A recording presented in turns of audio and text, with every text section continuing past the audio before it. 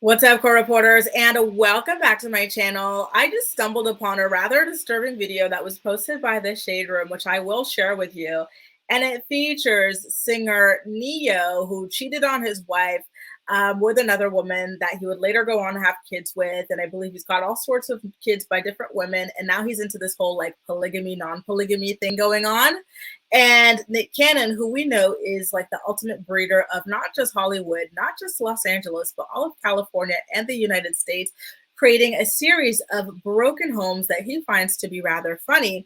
And one of the most disgusting parts about like what he did was that he had a son named Zen who was dying of cancer.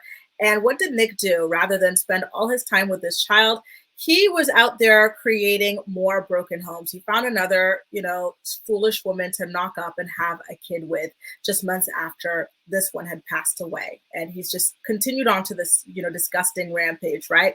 Well, the two of them still are as shameless as ever. And they went on, I believe, Nick Cannon's show to talk about how basically they don't treat women well because they tried to be the nice guy and it didn't work. And I'm going to share the clips with you. I've got them right here, but I just want you guys to keep in mind while we're watching this, how misogynistic our society is, because right here, both men are going to tell you, and there's going to be other men on the screen who tell you that they are not good people. They pretended to be good people to get with women and it didn't work. And so they decided to be bad people, which I think is more in line with their natural traits. And either way, all they're saying is basically that their whole entire lives and existence revolves around getting women, and they're going to do what they have to do to get with women, which to me is the ultimate form of pick me. But because they're men, most people are not going to refer to them that way, right? There's always some kind of disparaging term to reference women who are desperate for male validation, but we don't have enough when it comes to the reverse. And so I really want to call your attention to it as we watch this video about these grown-ass men approaching 50 years old, pathetically bragging about how they are toxic individuals towards women, okay? So let me make sure I've got my volume all the way up so that you guys can hear this. And then the nice guy did finish last a lot of times, but both guys. I've been the nice guy, me too. It didn't work. And I I've stopped been the bad boy, and it didn't work. Right. See, I've been the nice guy and it didn't work. You know why? Because you're not actually a nice guy. And this is what women mean when we say that we do not want nice guys, because anyone who claims to be a nice guy is not actually a nice guy. If you can change that, go from treating people well to treating people poorly. The treating people poorly thing is who you naturally are, okay? Because a truly nice person is not capable of doing the things that serial breeder Nick Cannon is capable of doing, is not capable of doing the whole home wrecking thing the way that Neo is capable of doing. So save it, right? Of the two, the bad boy always works a little more. So Why women are attracted Why to is younger. it? Are women attracted to toxicity? Young women. Because you gravitate toward what smells familiar, and if you come from a household where machismo and all that is around you, you unconsciously feel safe in that. Yeah. And that's but what then you learn from peers too, because you watch your boys, you go, man, he's that. So I think I'm gonna do that because high school happened to me. I was the nice guy, man. I was like, get us flowers.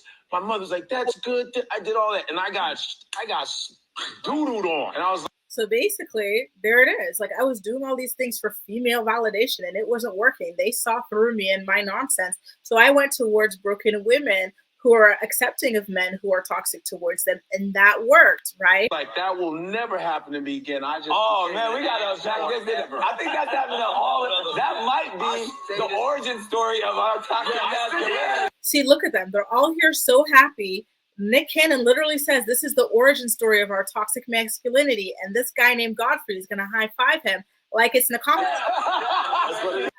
Nick, you've got all these kids at home who barely spend any time with you because they're spread out across the United States. They're not in the same city. They're not all in the same state.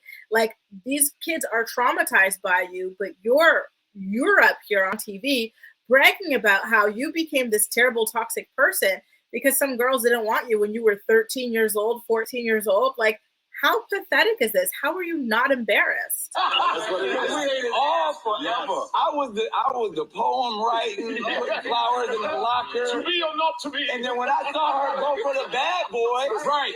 I was like, these flowers. Word.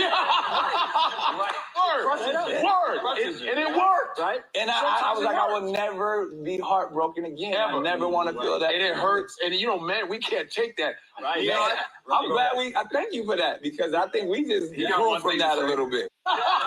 There you go. These men in their 40s, pushing 50, are out here laughing and kikiing about the fact that they've got all these kids who are growing up basically fatherless, right? And in broken homes. And they feel like it's perfectly normal just because a girl that they wanted in high school or middle school didn't want them. And this is what they've done. They said, oh, this one girl, when I was a child, did not want me. So guess what I'm going to do? Produce a bunch of children and make them feel unwanted. And these children are probably going to, you know, I hope not, but most likely, because again, they come from this like broken dynamic, they are probably going to end up in toxic, broken dynamics themselves and then produce children in those. And like, that's basically what Nick Cannon leaves behind as his legacy, right? Generations upon generations of broken homes. Same for you, Neo. And again, all of this just because a girl you felt entitled to did not want to get with you when you were like 14 years old. Like, this is truly a shame, truly an embarrassment. And like, it is wild to me that these old ass men did not see it that way. And they were out here kikiing about it like it was perfectly normal. Like, truly, truly pathetic behavior. So when you look at the comment section, because this was posted by the Shade Room's Instagram page, everyone's saying like, please heal, seek therapy, you know, justifying breaking hearts and being toxic is beyond me. So what they've learned is by treating women poorly, it seems to work better than being a good man. And then this person lists all like the things there. Someone says, ew, grow up, get help. Therapy is available in you guys' states. Nick was lying about the poem writing and stuff like that. He was just playing that character on TV. Nick Cannon is the last person I would like to hear talk about anything remotely near relationships. And so there you go. There you go, you guys. There you go. Honestly. Wow. And I'm so happy that the people in this comment section are all awake to this and they're not applauding this. This is sick behavior. This is pathological behavior. This is demonic behavior. This is degenerate behavior, okay? Between these men, they have 19 kids and 9 baby mamas. Heartbreak isn't the problem. Just be real and say being with one person isn't good enough for you. And I think it's even more than just that. Just say you are a narcissist. Just say you do not care about your children. Just say that you want to pop out kids. You want to go raw in women and have them raise your kids for you, because these men are not the primary parents in these households, okay? These are their kids by name only. I had a conversation with a man in his mid-30s who said he used to go out of his way for whoever he was with, but after a while he got tired of not getting the same in return or something to that effect.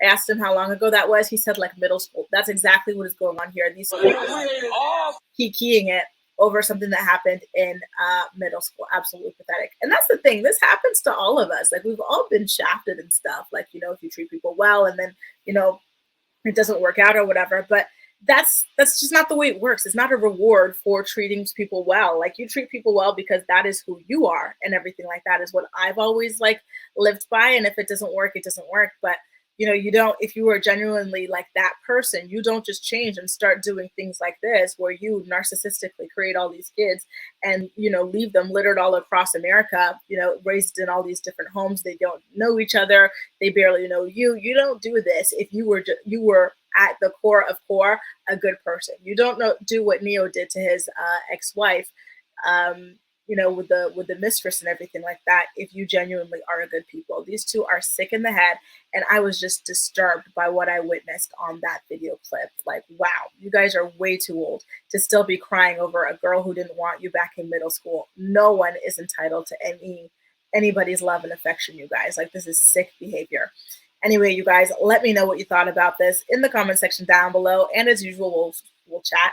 And don't forget to subscribe to my channel for more pop culture videos and reality TV recaps. That's all for now. Thank you so much for watching, and I'll see you next time. Bye, guys.